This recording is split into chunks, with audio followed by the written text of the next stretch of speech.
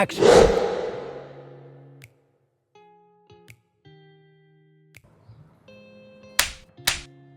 اكشن.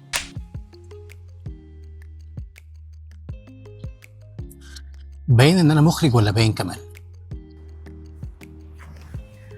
الناس فاكره ان هي دي شغلتك كمخرج، تقعد على الكرسي وتزعق في الناس وتقول اكشن. بس الحقيقه دي اسهل حاجه في الشغلانه، اي حد معدي ممكن يعملها. السؤال المهم اللي جايين نجاوب عليه النهارده، هو انت مخرج حقيقي ولا انت عسكري مرور عمال تنظم في الممثلين رايح جاي؟ النهارده هنفتح الصندوق الاسود لمهنه الاخراج.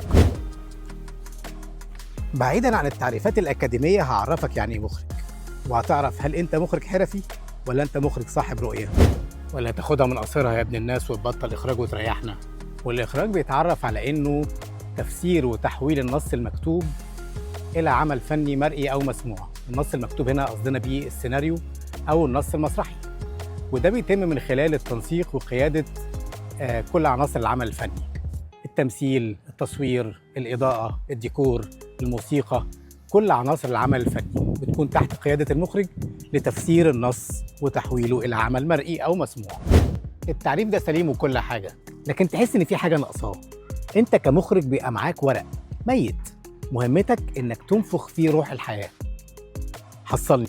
والمخرج هو الشخص الوحيد في العمل اللي شايف الصوره كامله، كل ابعاد العمل وكل خيوطه متجمعه في ايديه.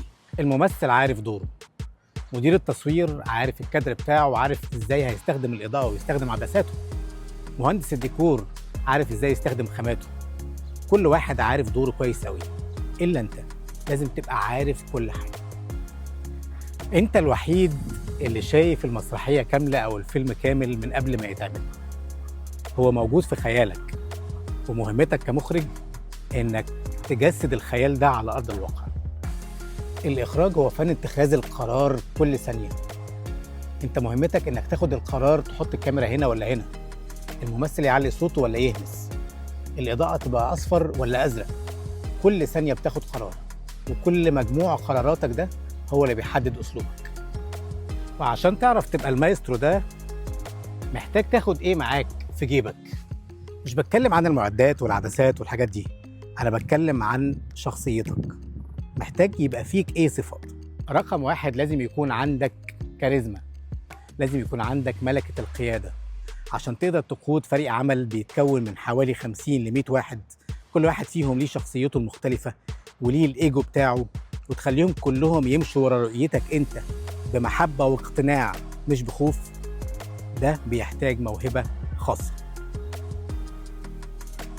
رقم 2، المخرج لازم يكون حشري وعنده ثقافة موسوعية، بيحب يقرأ في كل الاتجاهات ويعرف كل حاجة.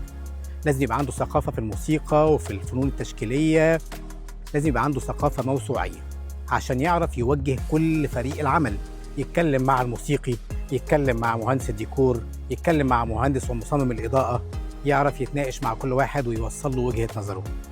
رقم 3، الخيال البصري والحسي. لازم تكون بتعرف تحلم، لازم تكون بتعرف تتخيل المشهد عشان تعرف تنفذه على أرض الواقع. رقم 4، الصبر والمرونة. مش هينفع تبقى شخصية بتتوتر بسرعة وتبقى مخرج. اللوكيشن هيبوظ، الممثل هيتأخر، الكهرباء هتقطع، الديكور هيقع.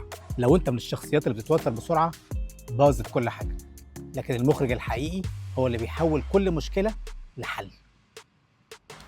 ونيجي بقى لأهم نقطة، وهي الفرق ما بين انك تكون مخرج شغال او على الله حكايته وبين انك تكون مخرج فنان.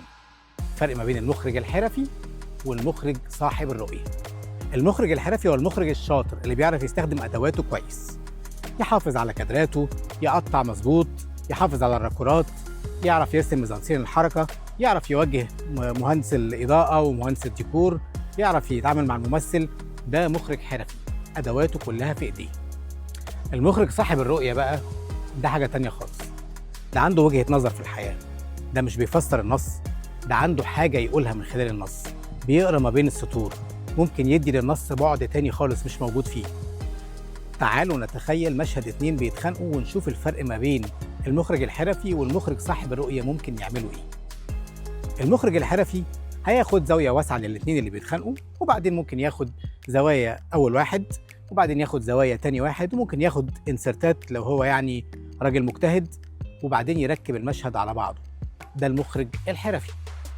المخرج صاحب الرؤية ممكن بقى يفكر، يجيبهم من ورا إزاز مكسور فيبين الشرخ اللي حصل في العلاقة ما بينهم، أو ممكن يفكر بطريقة تانية ويجيب كادر مايل مثلا يحسسك إنه في حاجة غلط بتحصل، عينك مش مستريحة، عاملة زي حالك اللي مال كده. الأولاني نقل الحدث، فسر لك النص. التاني وصل لك الإحساس، خلاك تخش جوه عمق أفكار الشخصيات ومشاعرهم. علشان تكون مخرج صاحب رؤية الطريق طويل وبيحتاج مجهود كبير.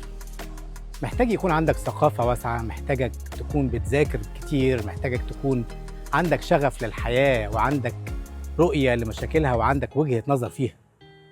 الموضوع كبير وصعب بس يستاهل. ودلوقتي بعد ما الحلقة خلصت ما تنساش تعمل فولو ولايك وشير، وما تنساش كمان تقولي في التعليقات مين هو مخرجك المفضل وازاي أدركت إنه مخرج صاحب رؤية مش مخرج حرفي وخلاص. شكراً، سلام.